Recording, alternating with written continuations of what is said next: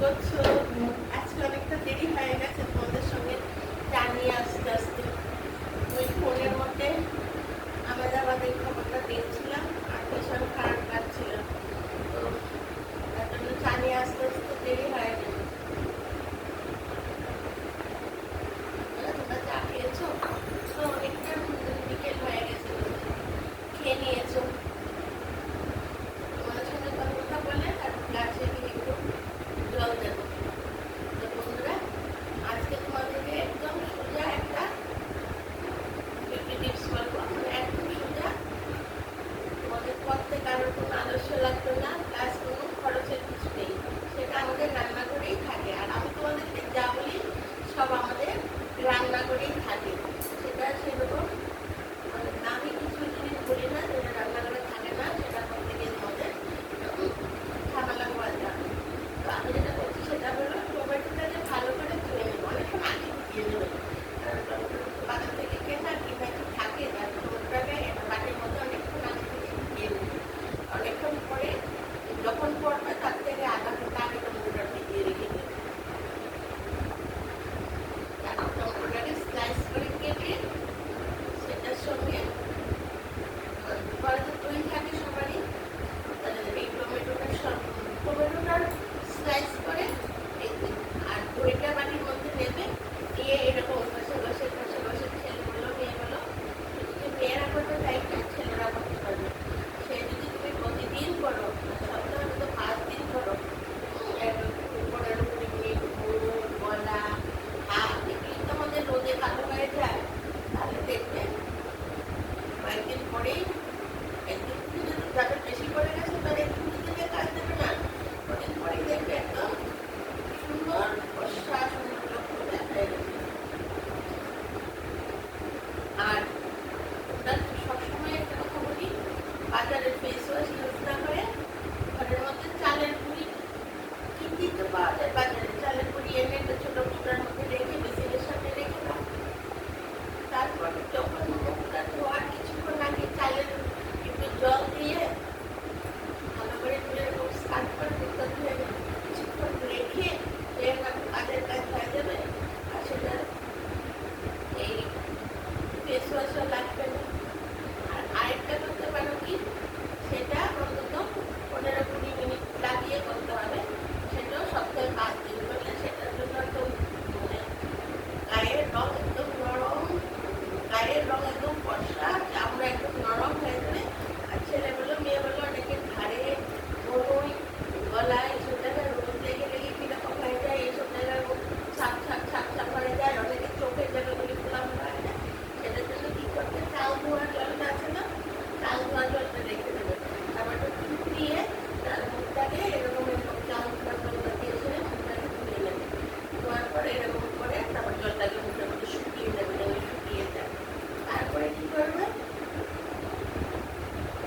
তারপরে করবে কি, এটা শুকিয়ে গেল, এরপর তুমি চালের পেস্টটাকে, তারপরে একটু চালের পেস্ট করে রেখে দিলে তুমি জল দিলেই হয়ে গেল। নাহলে না রাখতে তাহলে মিক্সিতে বা কিছুতে চালের পেস্ট করে দেবে এবং মুখের মধ্যে লাগিয়ে 20 মিনিট রেখে দেবে। রেখে 20 মিনিট পরে ঠান্ডা জল দিয়ে ধুয়ে নেবে। দেখবে কি মানে ওদের চাপড়াটা আছে না, রেগুলার যদি চাল বাটা লাগাতে পারো বা চালের জলটা ইউজ করতে পারো, মুখ একদম কোরিয়ানদের মতো ফর্সা চকচকে ছেলেগুলো মেয়েগুলো তারপর করবে। আর চাল ধোয়ার জলটা কিন্তু আমাদের চুলের জন্য খুব উপকারী, যাদের চুল উঠে ওরা এই চাল ধোয়ার জলটা শ্যাম্পু মানে দিয়ে রেখে দিলে পরে শ্যাম্পু করে দিলে পেঁয়াজ যেভাবে দেয় এভাবে ছেলেগুলো মেয়েগুলো দিয়ে রেখে দিলে চুল উঠে, এটা খুব উপকারী। বুঝতে পেরেছো? এটা খুব উপকারী, চাল জিনিসটাই খুব উপকারী, চালের যে কোনো জিনিস। তারপর ওই আমি তোমাকে তোমাদেরকে বলেছিলাম না, ভাত সেদ্ধ করে পেস্ট করে আর দুধ দিয়ে ফ্রিজে রেখে দেবে, পরের দিন এই পেস্টটা মুখের মধ্যে 20 মিনিট লাগাতে হলে খুব ফর্সা হয়ে যাবে। বন্ধুরা, তোমাদের সঙ্গে কথা বলতে বলতে দেখো আমার চা খাওয়া হয়ে গেছে।